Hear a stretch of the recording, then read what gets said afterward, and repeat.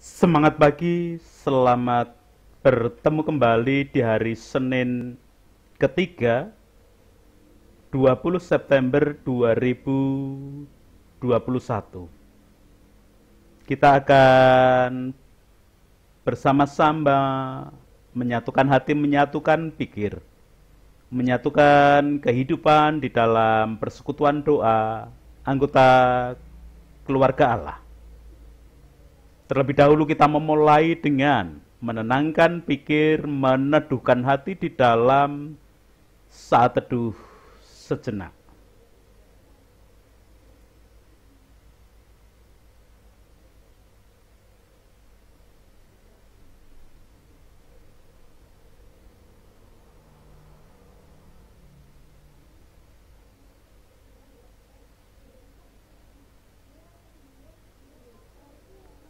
Pertolongan kita hanya berasal dari Allah yang telah menciptakan langit bumi beserta segala isinya.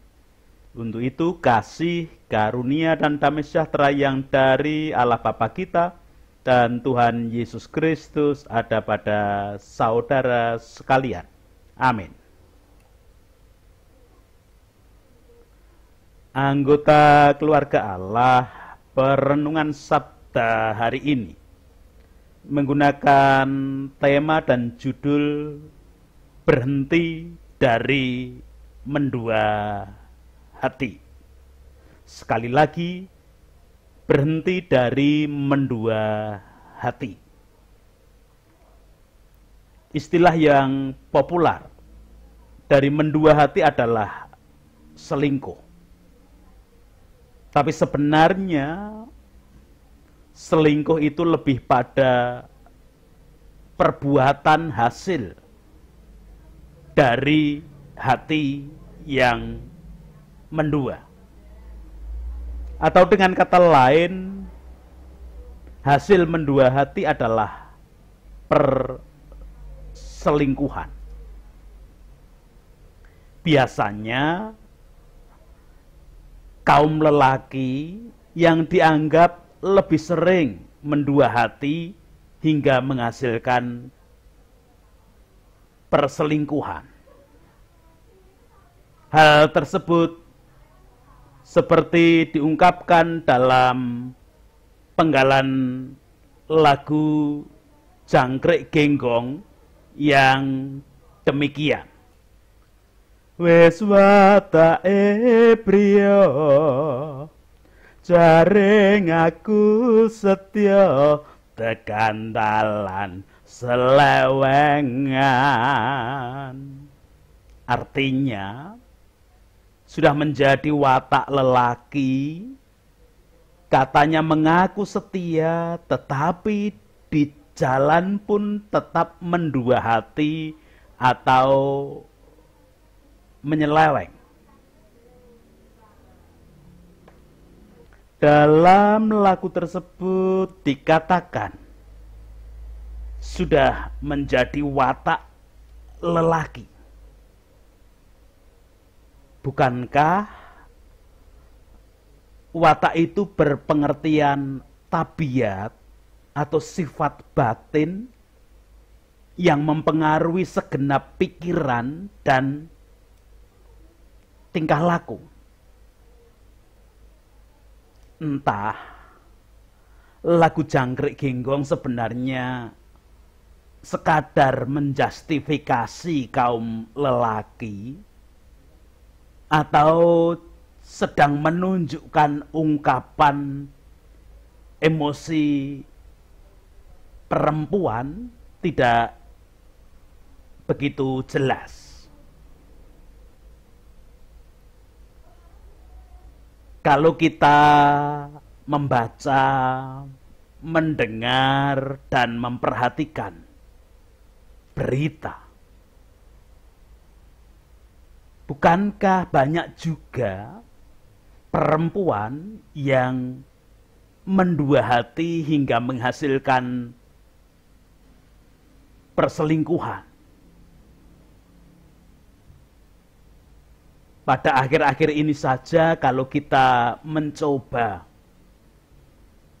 mencari berita tentang perselingkuhan. Ada yang memberi judul suami merantau cari kerja, istri bawa selingkuhan masuk rumah. Bertahun-tahun lamanya istri selingkuhan dengan tetangga baru ketahuan. Puluhan selingkuhan di kamar hotel dipergoki suami sendiri. Dan tentu masih banyak lagi berita-berita perselingkuhan lainnya. Itu berarti watak mendua hati tidak hanya dimiliki, tidak hanya dikuasai oleh kaum laki-laki. Perempuan pun memiliki watak tersebut. Baik laki-laki maupun perempuan memiliki watak suka mendua hati. Untuk itu perkenankan saya mengubah sedikit, bukan menggubah, tetapi mengubah sedikit kalimat dalam lagu Jangkrik Genggong yang menjadi demikian. Wes watak manungso jaring aku setya jebul seneng selewengan. Sudah menjadi watak manusia, katanya mengaku setia, ternyata tetap suka menyeleweng, tetap suka mendua hati. Anggota keluarga Allah, watak manusia yang suka mendua hati ternyata tidak dalam hal hubungan berpasangan saja antara laki-laki dan perempuan, suami dengan istri. Lebih mendasar lagi bahwa watak suka mendua hati itu adalah akibat dosa. Kita akan terlebih dahulu bersama-sama membaca, memperhatikan dan merasa-rasakan leksionari bacaan kedua hari ini menjadi dasar pegangan mengapa hari ini kita dipanggil untuk berhenti dari mendua hati. Surat Yakobus pasal yang keempat ayat 8 sampai dengan 17 memberikan kesaksian demikian. Mendekatlah kepada Allah dan Ia akan mendekat kepadamu. Tahirkanlah tanganmu, hai kamu orang-orang berdosa, dan sucikanlah hatimu, hai kamu yang mendua hati. Sadarilah kemalanganmu, berdukacita dan merataplah. Hendaklah tertawamu kamu ganti dengan ratap dan sukacitamu dengan dukacita. Rendahkanlah dirimu di hadapan Tuhan, dan Ia akan meninggikan kamu. Saudara-saudaraku, janganlah kamu saling memfitnah.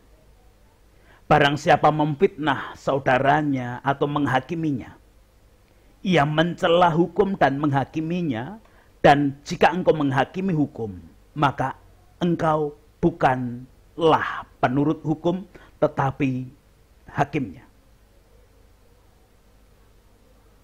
Hanya ada satu pembuat hukum dan hakim, yaitu Dia yang berkuasa menyelamatkan dan membinasakan.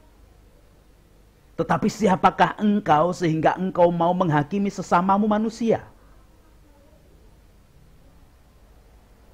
Jadi sekarang, hai kamu yang berkata, Hari ini atau besok kami berangkat ke kota Anu, dan di sana kami akan tinggal setahun dan berdagang serta mendapat untung. Sedang kamu tidak tahu apa yang akan terjadi besok. Apakah arti hidupmu? Hidupmu itu sama seperti uap yang sebentar saja kelihatan lalu lenyap.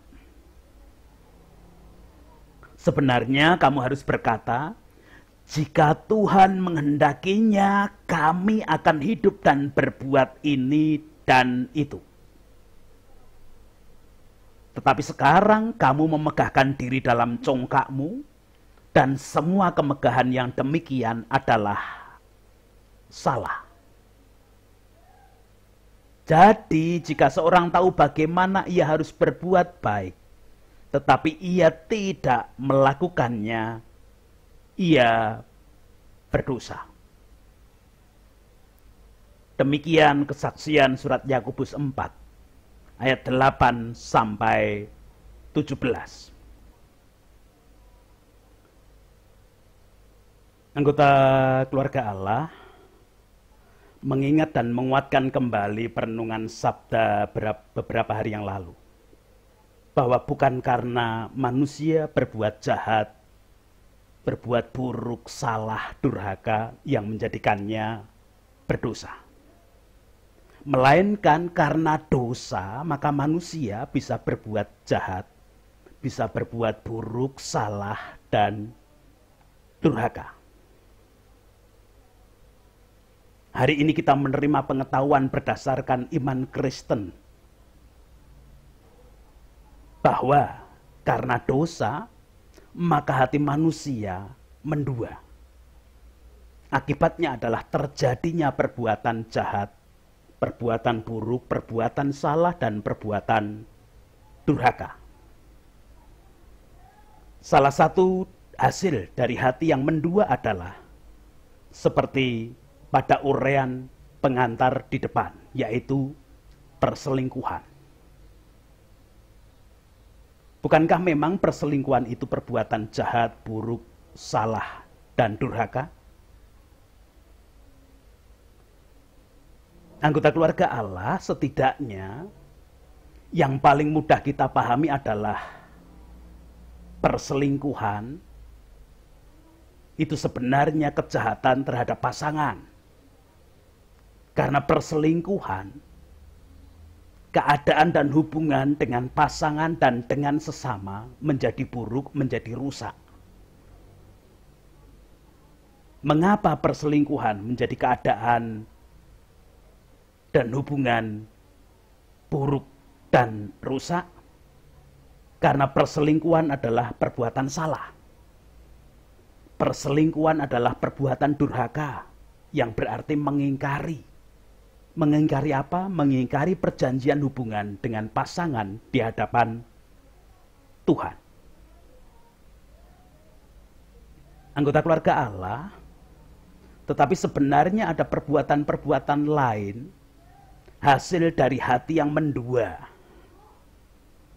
Bapak Yakobus memberikan beberapa catatan sebagai berikut.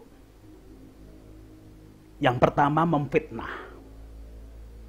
Kamus Besar Bahasa Indonesia memberikan dua penjelasan tentang arti kata fitnah. Yang pertama, fitnah adalah perkataan bohong atau perkataan yang tidak berdasarkan kebenaran, yang biasanya disebarkan dengan maksud menjelekkan orang lain, menodai nama baik, dan merugikan kehormatan orang lain. Penjelasan kedua, fitnah adalah perbuatan yang menimbulkan kekacauan, mengusir, menyakiti hati, dan lain sebagainya. Bukankah kalau kita memahami pengertian fitnah dalam Kamus Besar Bahasa Indonesia dan kita mencoba mengkaitkannya dengan perselingkuhan, bagaikan setali tiga uang. Di mana ada perselingkuhan, pasti di sana ada perbuatan fitnah. Sekalipun yang dikehendaki Bapak Yakobus dalam bacaan hari ini tentang memfitnah tidak hanya yang terkait perselingkuhan saja, tetapi kegiatan-kegiatan memfitnah yang lain. Yang kedua setelah perbuatan memfitnah adalah perbuatan menghakimi sesama. Menghakimi berarti berperilaku menjadikan diri bagaikan seorang hakim yang berani menentukan kesalahan orang lain. Perihal memfitnah dan menghakimi ini dinyatakan dalam ayat 11. Saudara-saudara, janganlah kamu saling memfitnah. Barang siapa memfitnah saudaranya atau menghakiminya, ia mencela hukum dan menghakiminya, dan jika engkau menghakimi hukum, maka engkau bukanlah penurut hukum, tetapi hakimnya. Jadi memfitnah dan menghakimi itu juga bagian dari hasil ketika seseorang mendua hati, atau manusia umumnya mendua hati, maka bisa menghasilkan perbuatan memfitnah dan menghakimi sesama juga, selain perselingkuhan yang diurai di depan tadi. Yang ketiga, ndisi kerso. Dalam bahasa Indonesia mendahului kehendak Tuhan. Ayat 13-15 memberikan kesaksian. Jadi sekarang, hai kamu yang berkata, hari ini atau besok kami berangkat ke kota Anu, dan di sana kami akan tinggal setahun dan berdagang serta mendapat untung. Sedang kamu tidak tahu apa yang akan terjadi besok. Apakah arti hidupmu? Hidupmu itu sama seperti uap yang sebentar saja kelihatan lalu lenyap. Sebenarnya kamu harus berkata, jika Tuhan menghendakinya, kami akan hidup dan berbuat ini dan itu. Anggota keluarga Allah, orang yang disi kerso, sebenarnya tidak sadar bahwa hidupnya sebenarnya hanya bergantung kepada Allah.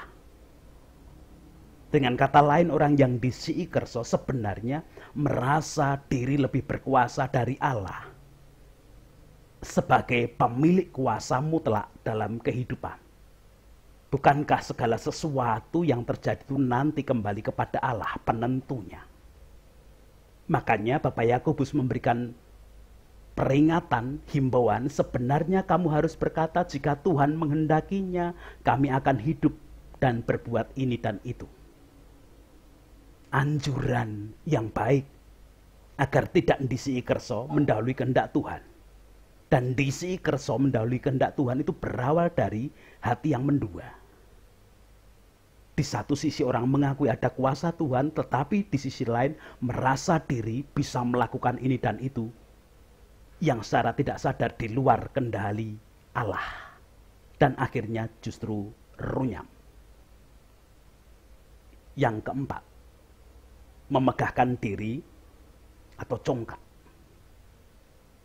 Ayat 16 memberikan kesaksian, tetapi sekarang kamu memegahkan diri dalam congkakmu, dan semua kemegahan yang demikian adalah salah. Congkak adalah sikap merasa diri lebih daripada yang lain. Jika orang merasa diri lebih dari yang lain, berarti ia tidak mengakui bahwa Tuhan yang menciptakan sesamanya dalam keadaan baik, di mana setiap manusia memiliki kelebihan dan kekurangan masing-masing. Itu juga berarti ketika orang memegahkan diri, congkak, juga tidak mengakui bahwa sesama tadi sebagai gambar dan rupa Allah, sehingga merasa diri aku yang paling baik, aku yang lebih baik, aku yang memiliki sesuatu melebihi dari siapapun. Bahkan mungkin bisa terjatuh mengakui bahwa aku lebih daripada Allah. Itu juga hasil dari hati yang mendua setelah jatuh dalam dosa. Anggota keluarga Allah, tentu masih ada banyak perbuatan-perbuatan lain akibat dosa. Tetapi apa yang dinyatakan oleh Bapak Yakobus terkait dengan dosa yang membuahkan hati mendua, yang kemudian membuahkan perbuatan dosa tadi, itu menjadi bagian-bagian penting yang harus kita rasakan, yang harus kita catat, dan kemudian sebisa mungkin kita sebagai anggota keluarga Allah menangkalnya, mencegahnya di dalam kehidupan. Anggota keluarga Allah, bagaimana cara orang percaya, cara kita anggota keluarga Allah bisa menangkal, menghindari atau setidaknya meminimalisir hati yang mendua sebagai akibat dosa? Ayat 9 sampai 10 dinyatakan Bapak Yakobus kepada kita demikian, mendekatlah kepada Allah dan Ia akan mendekat kepadamu. Tahirkanlah tanganmu, hai kamu orang-orang berdosa, dan sucikanlah hatimu, hai kamu orang yang mendua hati. Sadarilah kemalanganmu, berduka cita dan merataplah. Hendaklah tertawamu kamu ganti dengan ratap, dan sukacitamu dengan duka cita. Rendahkanlah dirimu di hadapan Tuhan, dan Ia akan meninggikan kamu. Anggota keluarga Allah yang paling awal, yang pertama kali harus dilakukan oleh orang percaya, oleh setiap anggota keluarga Allah adalah mendekatkan diri pada Allah. Hal yang perlu diingat tentang mendekatkan diri pada Allah adalah kita harus sadar bahwa sebenarnya orang yang berdosa tidak mungkin bisa mendekatkan diri pada Allah. Tetapi kenapa Bapak Yakobus menyarankan anggota keluarga Allah, orang percaya, untuk mendekatkan diri kepada Allah? Dalam hal ini karena Bapak Yakobus tahu, meyakini bahwa setiap anggota keluarga Allah, setiap orang percaya adalah orang yang sudah menerima penghapusan dosa. Sekali lagi, sudah menerima penghapusan dosa, berarti dosanya sudah dihapus. Dosanya sudah dihilangkan oleh tubuh dan darah Kristus. Maka khusus bagi anggota keluarga Allah, sebenarnya sudah didekatkan kepada Allah, bahkan sudah dijadikan satu dengan Allah. Untuk itulah kalimat Bapak Yakobus, mendekatlah kepada Allah dan Allah mendekat kepadamu, itu berpengertian kita hanya bisa melakukan fungsi menjaga kedekatan diri dengan Allah tersebut. Allah sudah mendekatkan diri pada kita dan kita sudah dipersatukan dengan Allah karena dikuduskan oleh tubuh dan darah Kristus. Maka kita harus menjaga kedekatan diri itu dengan Allah. Anggota keluarga Allah, cara menjaga kedekatan diri dengan Allah adalah menyucikan hati. Kalau kita melanjutkan ayat 8 sampai 10 tadi. Menyucikan hati. Kesucian hati adalah tanda hati yang sudah dipersilahkan untuk dikuasai oleh Roh Kudus. Saya ingat ketika saya masih remaja dulu, saya sering kali mengikuti katekisasi yang diajar oleh ayah saya sendiri, Pendeta Marmin Tiono Yasman Swargi. Dijelaskan dengan gambar hati dan kemudian ada simbol tahta atau kursi. Orang percaya itu ada dua jenisnya, ada dua cirinya. Roh Kudus sebenarnya sudah masuk di dalam hati, tetapi yang pertama, egonya masih bertahta, egonya masih menguasai diri, dan Roh Kudus hanya ada di dalam hati tetapi di bawah kuasa ego. Itu yang pertama. Dan itu gambaran orang percaya yang tidak baik. Orang percaya yang kedua adalah Roh Kudus yang sudah masuk tetapi kemudian dipersilahkan bertahta. Ego yang kemudian ngeleset di bawah tahta Roh Kudus. Bahkan kalau bisa ego tadi keluar, tidak digunakan lagi di dalam hati manusia. Namun kelihatannya kalau keluar itu kok kecil kemungkinannya, maka hanya ngeleset, hanya mengikuti apa yang menjadi kehendak roh, tahta roh tadi. Ciri-ciri orang yang sudah menyucikan hati adalah mempersilahkan roh naik di tahta dan kemudian egonya diturunkan, direndahkan dan ngeleset di bawah tahta roh tadi. Artinya orang percaya selalu mengikuti kehendak roh Allah. Dan orang percaya menyadari tentang kemalangan diri, berduka dan meratapi keberdosaannya ketika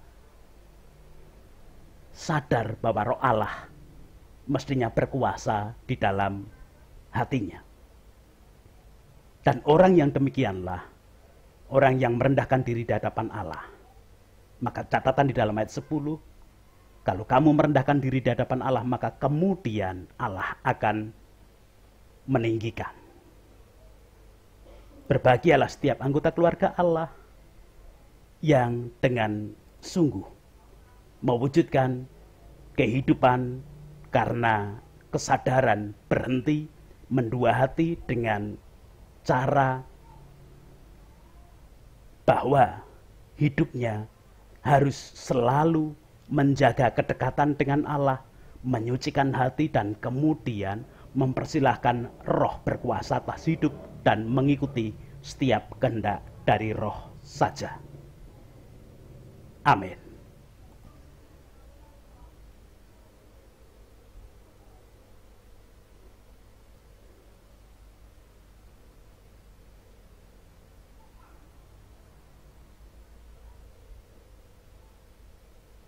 Kita bersama menghadap Tuhan di dalam doa syukur dan doa syafaat.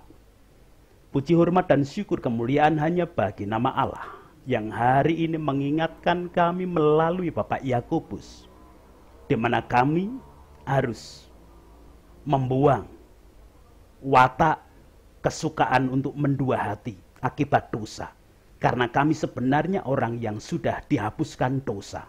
Kami adalah orang yang sudah ditebus oleh tubuh dan darah Kristus, sehingga selayaknya kami selalu bersekutu dengan Allah, kami dekat dengan Allah, dan kami menjaga kedekatan diri dengan Allah dengan menyucikan hati, mengikuti kehendak roh, mempersilahkan roh bertahta di dalam hati kami, dan ego kami buang untuk menguasai hidup agar kami tidak mendua hati.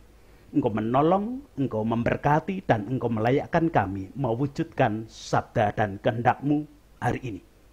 Apapun aktivitas kami hari ini tetap dalam genggaman tangan kasih kuasa Tuhan, karena kami yakin dan percaya Engkau Allah penolong, Allah penyempurna hidup kami. Bahkan tatkala kami mengalami kelemahan ragawi dengan sakit penyakit apapun, Tuhan melayakkan kami tidak mendua hati. Kami tetap meyakini kuasa Allah di atas segala-galanya karena roh Allah yang sudah bertata dalam hati dan hidup kami seutuhnya. Mengajak anak-anak kami merasakan kasih kuasa-Mu, belajar merendahkan diri dan mempersilahkan roh Allah berkuasa, Engkau pun menolong mereka.